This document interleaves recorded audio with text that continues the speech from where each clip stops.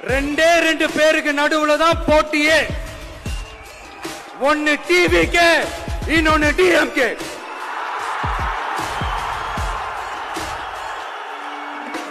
ஆனா நீங்க வேணா பாருங்க அடுத்த வருஷம் என்ன நடக்க போகுதுன்னு. வண்டி வண்டியா கொண்டாந்து கொட்ட போறாங்க. அது அத்தனையும் உங்க கிட்ட இருந்து கொள்ளையடிச்ச பணம் தான்.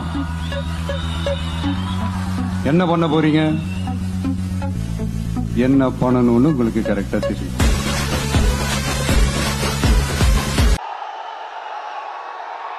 ஐயா ராசா செல்லங்களா,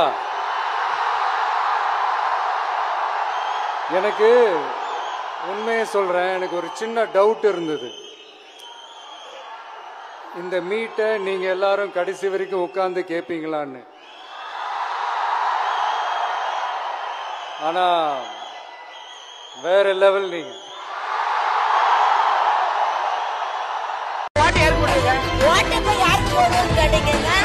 எம்ஜிஆர் இருந்திருந்தா அவருக்கு போட்டிருப்போம். எம்ஜிஆர் இல்ல இப்போ, அதனால இப்ப இருக்க கலைஞருக்கு அவருக்கு போட்டிருக்கோம்.